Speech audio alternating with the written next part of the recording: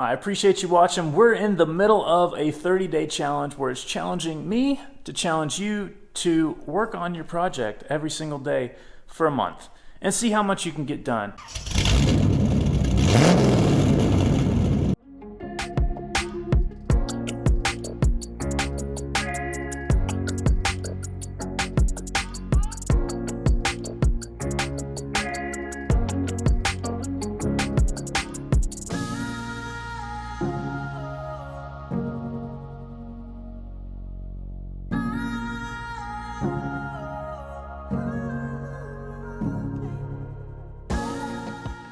Welcome back to, I think it's day 26. It's all running together at this point. We're nearing the end of our 30-day challenge. We still have a lot of work to do. We're in the middle of paint and body work on this thing. And we mapped out our little highs and lows last night. We DA sanded the whole thing with 80 grit. And we're ready to start applying the filler, which brings me to wanting to maybe educate you a little bit about filler products. Before we get started today, I want to go over a little bit of the products that I use and why for filler work. Okay, so you're going to come to a part in your project where you're going to have to use filler. As much as you can perfect the metal, there's still going to be variances in highs and lows. The extent of those variances is completely dependent on your ability to get the metal back to its original shape and contour. But unfortunately, filler is a part of bodywork, and I just want to say, here's everything that I use for any kind of filler work. It's not a lot of stuff. It's fairly inexpensive. The only thing it costs is a lot of your time. Like everything with paint and body work, most of the stuff is fairly affordable. Your biggest expense in any of this area is going to be your time. So right here, just starting from the left to the right, just some spreaders. I got some 6-inch spreaders and some 4-inch spreaders. And then I have the mixing board. Now I use a metal mixing board, and that's just simply because I don't like to buy products that I continually have to replace or tools that I continually have to replace. There's a lot of other options out there involving stacks or sheets of paper. You're going to find reviews on that stuff biased one way or the other. Some people are going to say it works great, it's fabulous, it's fantastic, and then other people are going to have issues with the adhesive strips and it's staying in place when they're mixing. So essentially all it is a stack of 100 sheets of paper, and when you mix up some filler and you're done, you just rip that one piece of paper that's now used off of the board and you throw it away, and then you've got 99 sheets remaining until you have 0 sheets remaining, and for that you spend anywhere from $15 to $30 every single time you need to use one of those packs. So that's just not something that I like doing. With this metal mixing board, I think it was less than 12 bucks, and it's just a piece of aluminum. If you have some scrap aluminum sheet laying around, you can totally make one of these, or if you have some stainless steel or something like that, again, it's just one little curved piece with a little place to put your hand or your fingers as you're, mixing it up and swiping it on through. I find it very useful. As you can see, there's still a little bit of old filler on here, but what I do is, after I get done mixing and spreading what I need on the panel, I immediately go over with a little handled razor blade and just scrape off the excess. Even as it looks right now with a little bit of filler remaining, it's still completely usable.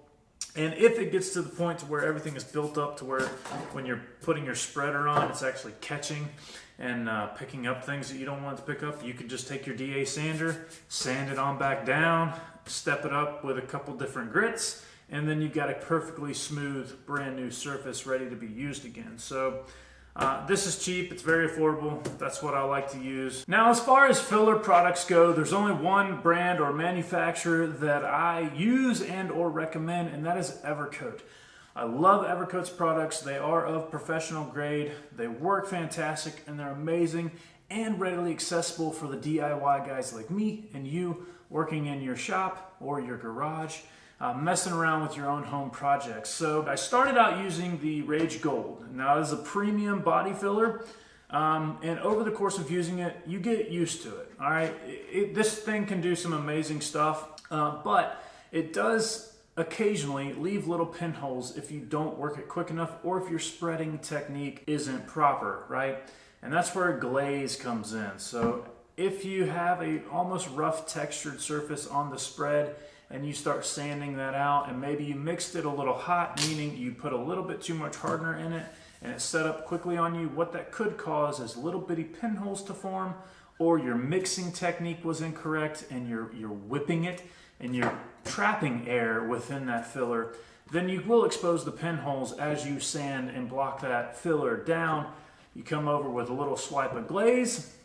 It fills all those imperfections in, and then you can move on to your high build primer. You get good enough using this that even most of the little pinholes, I'm talking tiny stuff, you can fill in with high build. So whether or not you buy a glazing product is completely up to you, which brings me to my next product. And this stuff is another type of filler right here, EVERCOAT Rage Ultra. This stuff is awesome.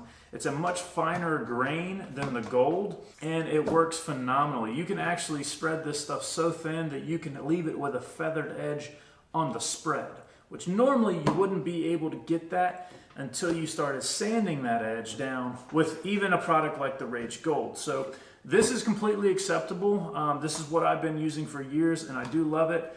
With a combination of this and high build primer, or this and the glaze and high build primer, it comes out pretty freaking flawless every time. I'm looking at reducing my level of products or inventory, and that led me to use a slightly more expensive filler, but it does save me the cost of having to buy and carry, or keep an inventory, if you will, around your shop, the glaze. Now, most of you working at home, you're only gonna do one project, maybe two, unless you're as crazy like me, and I just love building stuff all the time, so I constantly update and keep things in stock, if you will. So the less products that I have to do that with, the better, because the less chances of it sitting on a shelf not being used until the next build are substantially reduced. So that led me to the Rage Ultra, which is a much finer grain or grit of filler. This stuff spreads so amazing. It's an incredible product, slightly more expensive than the Rage Gold, but you can't go wrong with either one. Now on the glaze, I've got from the EVERCOAT Metal Glaze line of product, I bought the Optex, and this is supposed to be their ultra premium glaze product, so I don't use too much of this, so I can't really comment on how awesome or not awesome it actually is. Most of this stuff you can get for less than $70 a gallon. This stuff right here is like 30 or 40 bucks for the quart, so you use very little of this stuff. Okay, if you're trying to fill in like major areas with glaze, you need to go back and make sure your filler work is up to par. So that's just what I buy. I get all this stuff from Auto Body Tool Marts, just because they for sure include the hardener when you buy it, and it's a price that you can't be beat. If you get over a certain amount on your order, then it's eligible for free shipping.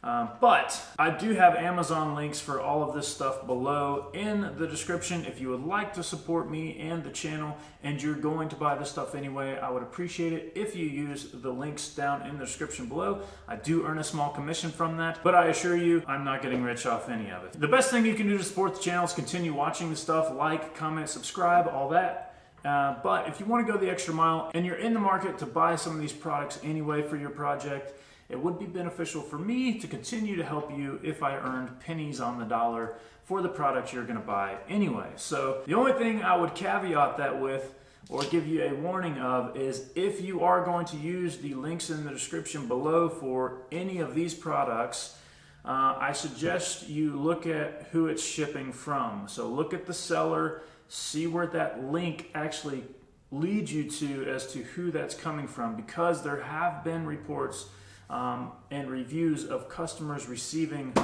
either of these products without the hardener. Okay, so when you're comparing prices from one seller to another using the link below, make sure that it is with the hardener, okay, because that'll run you about another 9 or 10 bucks. If you don't want to use the links in the description below, Auto Body Tool Mart is where I got all this stuff from. You can go to their website and order directly through them, and I won't be upset. I want to make sure you're getting the product that you think you're getting with the proper stuff included in that price. So if you don't want to buy this with the description below, again, no hard feelings, but this stuff, it's cheap enough. You can use the description below. So 6-inch spreader, 4-inch spreader, little handle with a razor blade, and a mixing board. After that, you're on to little wooden, sanded wooden paddles. I pick up mine from your local retailer, or if you want to use the description below and get the sanded versions of mixing sticks, be my guest. Again, I earn a small commission. It's not enough for me to live off of, so any little bit helps, and I hope this little bit helps you. Let's continue with this project. I'm working on this hood for the 1978 Datsun 280Z, where we have a bunch of filler work to do. Now all I do is take a little Durablock with some 36 or 40 grit sandpaper. As this thing is curing, you'll see these little ridges appear for your swipe marks. And all I want to do here is just knock those down a bit. I'm not trying to block sand this thing out and go crazy and get it perfectly smooth right now. All I'm doing is, while it's in what we call the green stage, is just trying to take some of that extra work out now to make my job easier later on.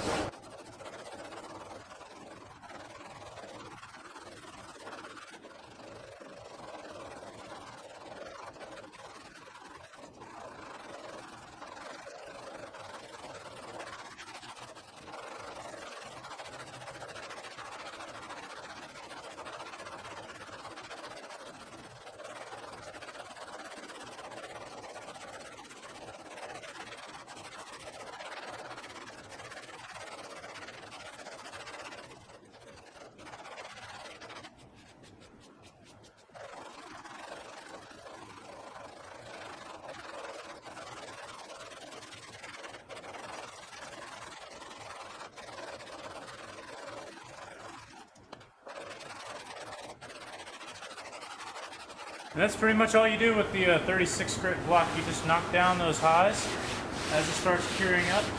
You're just trying to get rid of these little ridges right here. We still got one right there, but that's okay because that's a low spot that we're going to continue blocking out later on. So even though there's a ridge, it's already below the surface around it. So 36 grit, we're done. We're going to switch out to some 80 grit and start blocking.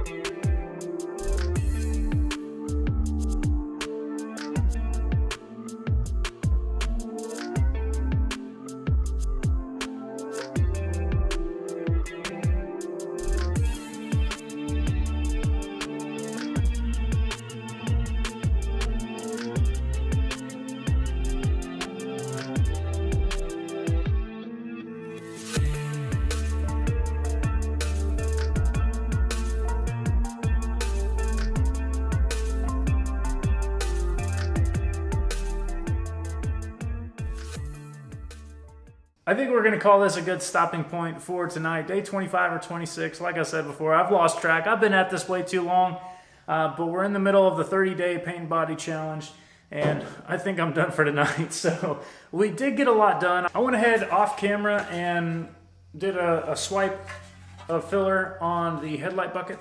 I only needed to fix one where you could see the welds coming through from the factory locations. So if you don't know how these are made, they're basically two pieces, and it looks like it ends up being a one-piece headlight bucket, but this piece is formed on a die and this piece is formed on a die.